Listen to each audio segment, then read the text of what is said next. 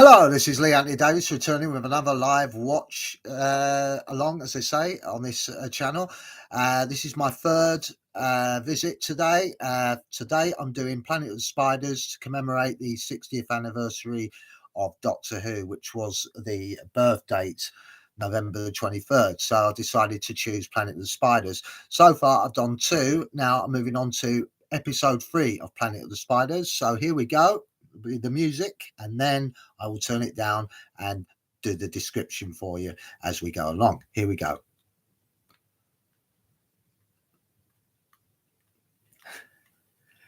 There we are. So here we go then. There's the music. Right. I'll turn the volume down as soon as we get to it. There's Jon Pertwee again and the opening credits.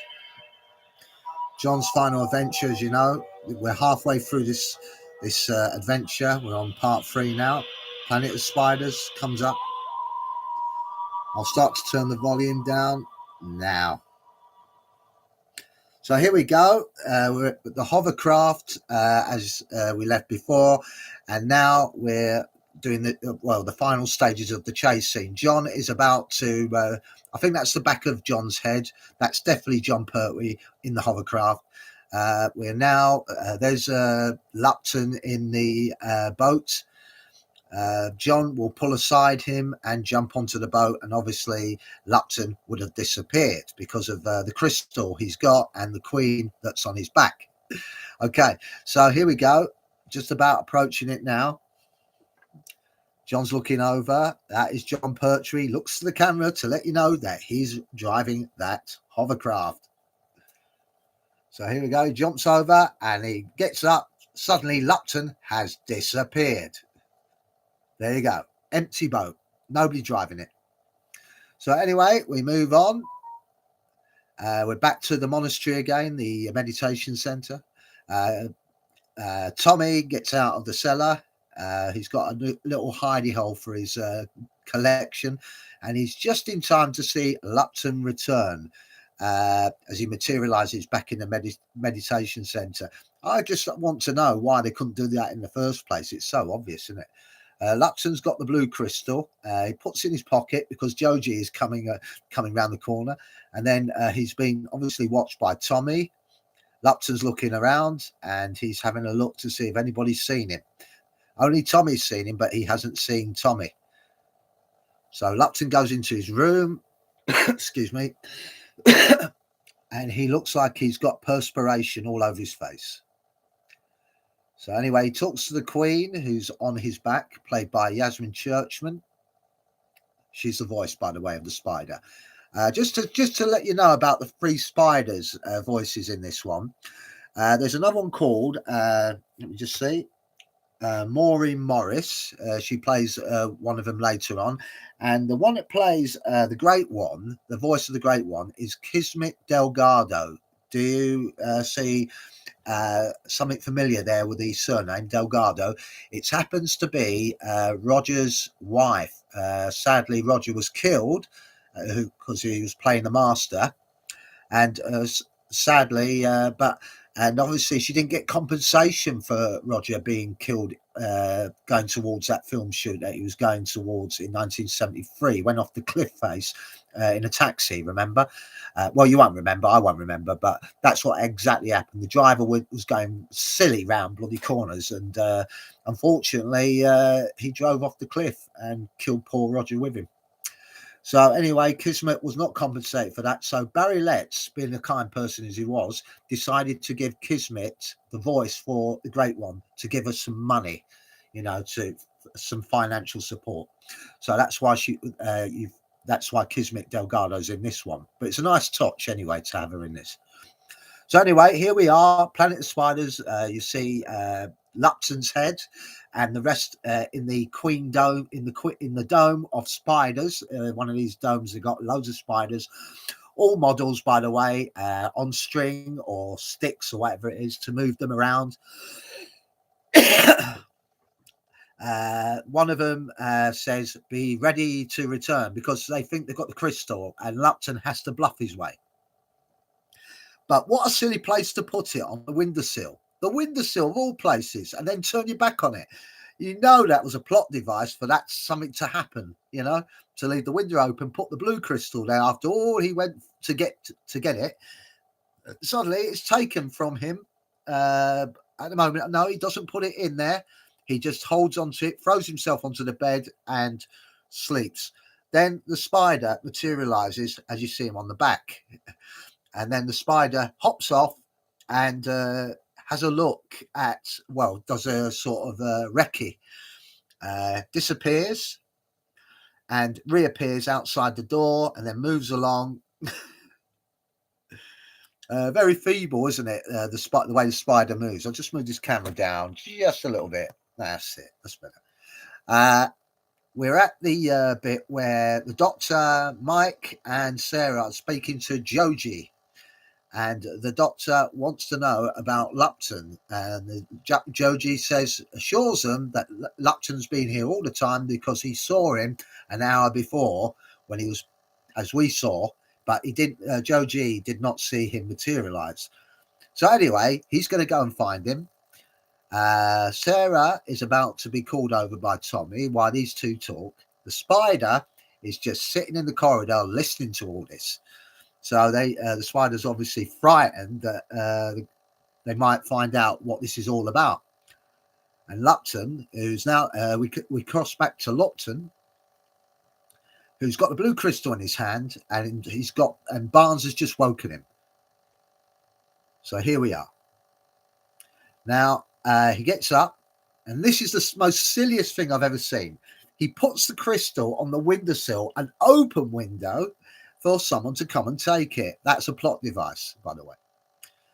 He realizes the spider's not on his back because he can feel free with his back. It doesn't feel like it's tight or anything. And now this is the bit I was talking about. Remember when I was talking about John Durf got a part and he was turned down straight away because they had to hire another actor instead because he looked like James Mason. Now, this is his monologue. This was deliberate to let you know. He says, just let's take time back. Picture this: salesman, top salesman of the year.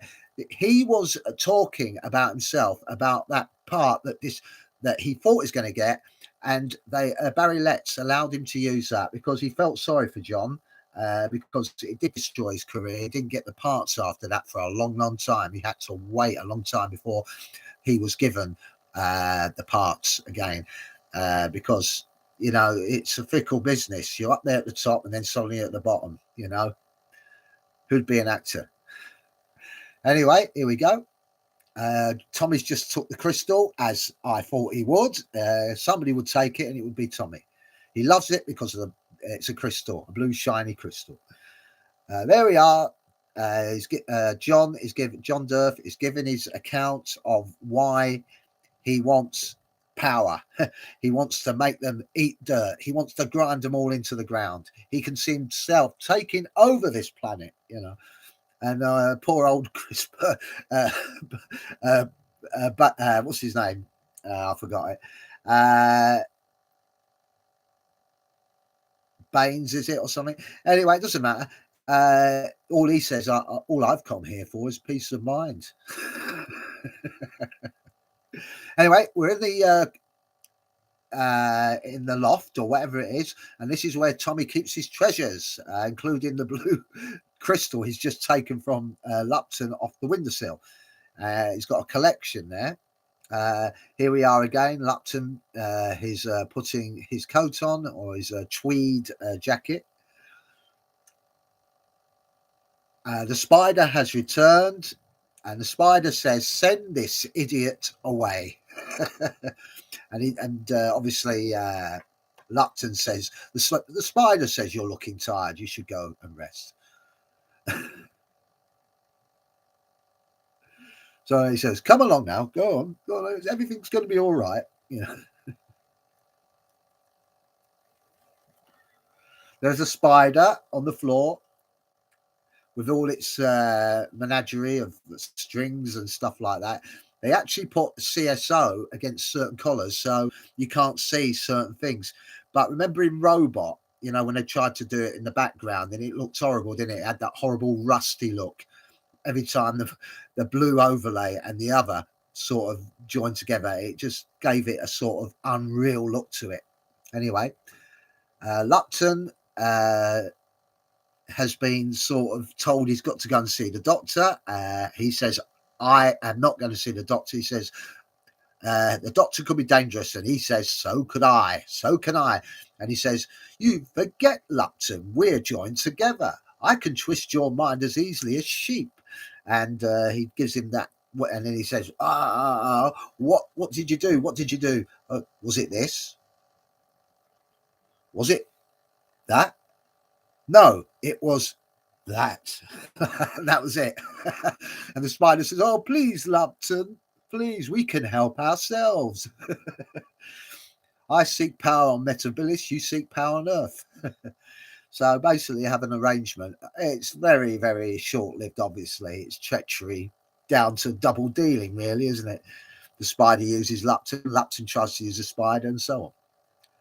But they have no bargaining chip when the crystal disappears. So that's when the trouble begins for him.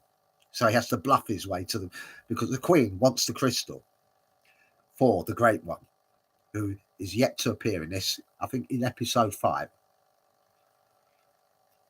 You can see, I can see the blue overlay, CSO. You know, we was talking about that rusty colour. I can just about see it now. There's like a line with the spider's shadow, but it's there, and it doesn't work in certain angles either. It works in certain angles if it's sort of close up, but not too close on a collar. But blue, because as you know, CSO is colour super overlay. Barry Letts believed in it. Barry Letts was the one that introduced it. It was a sort of technology that wasn't tested properly. You know, I think they should have sort of given it a little bit more. But they've used it in this, but they used it in Robot. That's when it really came into its element. Right, we're now back with Joji, Sarah Jane, and the Doctor. I love the outfit Sarah's wearing, the red stripy, white stripy top. Very 70s. Right, Sarah's called over by Tommy. Tommy's got a surprise for her. I like you, Sarah Jane. You know, and she goes, I like you too, Tommy. And he's got a present for her. So she goes with him to the place where he's hiding all his treasures, his goodies. Right, now we cut to the scene where we got Joji and the Doctor and Mike wanting to get hold of Lupton and oh yeah, I think this is Lands. He comes in and says, I can't find him, which is a lie, obviously. Gives Lupton a chance to get away because he goes down to the cellar, and Sarah is going to follow him. Not a very good move. There he goes. Lupton is ready to have everything prepared.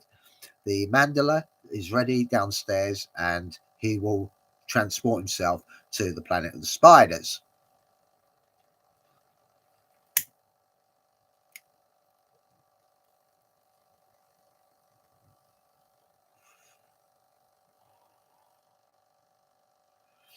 Right, and the Queen. This is the most important bit. The Queen wants the crystal, and Lupton says, "We don't have to go. He says, "All right, we'll have to bluff them." He says, and the spider says, "They'll never believe us." Says, "We will bluff them." Right. So anyway, Tommy is going to show Sarah his treasure, but what he's going to show us the Metabilis blue crystal. Unfortunately, Sarah is too impetuous and too impatient, and also hears Lupton talking while Tommy's gone to find his box of treasures, and sees Christopher Burgess and John Durf talking. We have Lands coming in. I think it's Lands. He's with a glass. He looks like the hippie that everyone forgot type of thing from 1960s Woodstock or whatever, wearing a green mossy jersey. And there's Sarah Jane. She's just realised something's up, and Tommy's about to get the crystal out, and she says, "Not now, Tommy. Just tell the doctor and Mike that I've gone down to the cellar. That's where Lupton is." So she doesn't want to see it. So it could have all sort of made sense then, but obviously they wanted to keep it going.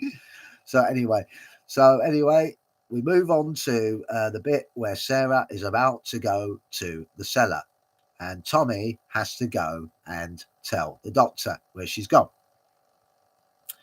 Right, now it's Lupton with the Mandalay under his arm, ready to go to the cellar, and Tommy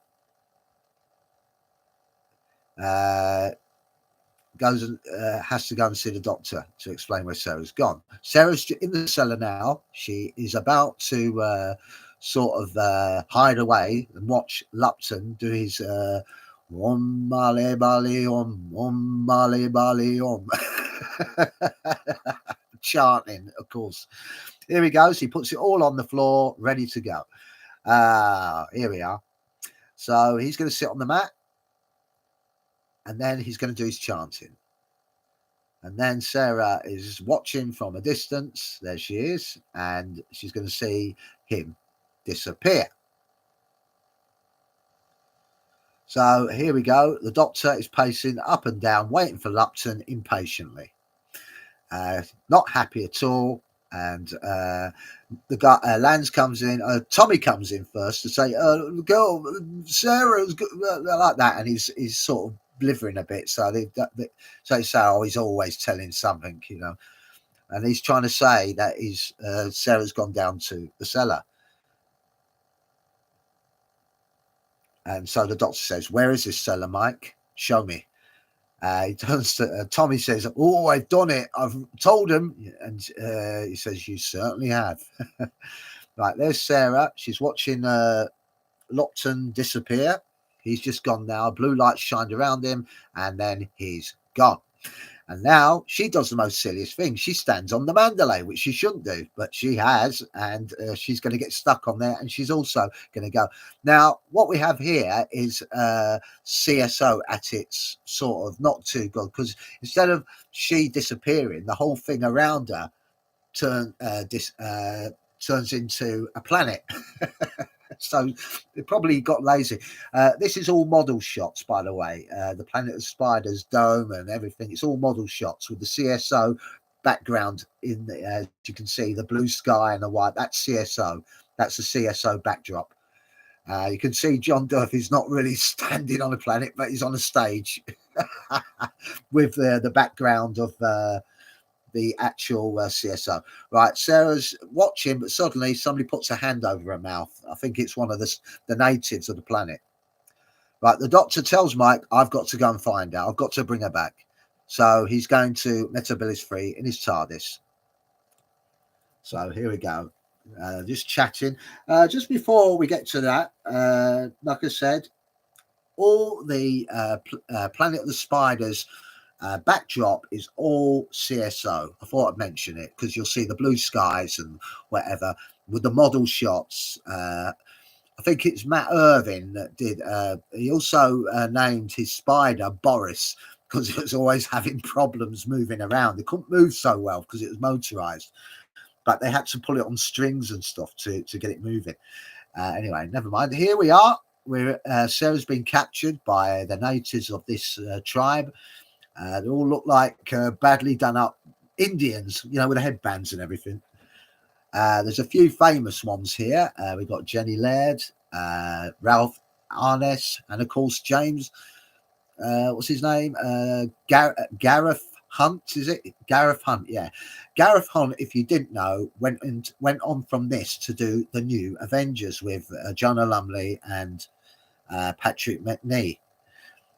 Which was all filmed in Canada, by the way, not in England, like it was in the 60s. Anyway, getting back to this, Sarah is about to be thrown off the cliff, but she manages. Gareth plays. I forgot his character's name. I'll get back to you in episode 4 with that one. He stops her from her brother chucking her over the cliff. He says to him, "If she goes, you follow her, my brother." And then we have the sound of the trumpets and the Queen approaching with her guards. They want to know how she got there. That's basically why she's there. And she says, "Who do you think I'm working for? The spiders? Only someone would use a forbidden word like that, you know." But now the approach of the Queen comes, so they have to hide, all of them, because one of them, Gareth, who plays this character, has struck one of the Queen's guards, who struck his mother, so he's going to be punished. So in his place goes his father. So I'll get back to you on all the characters that are in this actual end scene, for because they're basically going to be the main characters in the next 3 episodes, building up to Jon Pertwee confrontation with the giant, the Great One, as you know. Here we go then. They're hiding away. They're inside the house, or whatever it is, the hut. They know somebody's there, and they're going to basically send a guard in to collect her. So the father decides to go in his place, because he doesn't want his son to be taken by the spiders. Here he goes. Here we go. His brother says, "She will betray you." You got that a few times. So Tremas, I think his name. No, it's not Tremas. Anyway, he comes out. He tries to make a plea to the Queen, say that I will go in her place. The mother comes out, says, "You will not take him. You will not take my husband." She gets zapped by this blue thing, stick, or that zaps power, electricity or something, and knocks her to the ground. There's the Queen Spider. I think the voice on this one is Maureen. Let's see, Maureen Morris. She's got the voice of this one. So anyway, he's making his plea. We come back to a shot between the 2 brothers again, and then back to the shot of the spider, who wants satisfaction for one of her guards being struck by his son. So he decides to go in a place. So now you're getting the idea, aren't you? But the mother comes out, as I said, "You will not take him. You will not take my husband." But she is told to stand aside, and she wouldn't. So they zapped her.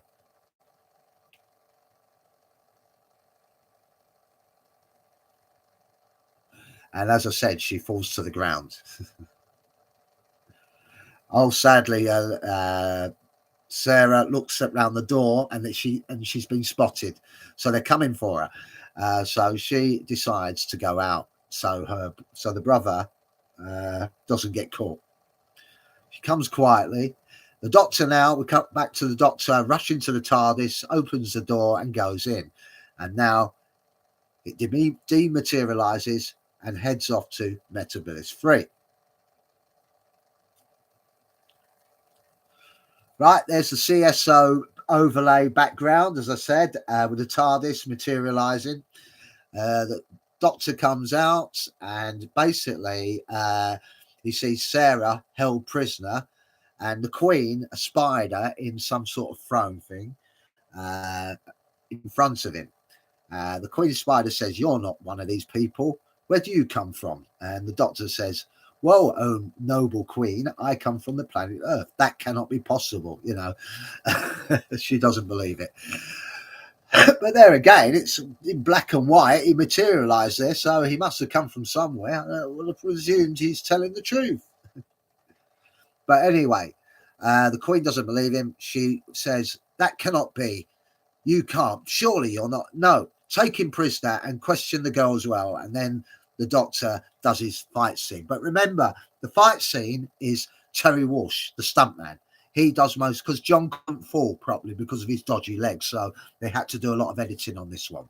But when you see John rolling over and there's a back shot of him and everything, that's Terry Walsh with his sort of wig on. You know, that's Terry Walsh, but that's John with the camera edited. Now he gets zapped by the Queen's guard, and he's just at the TARDIS door, lifts up and then collapses.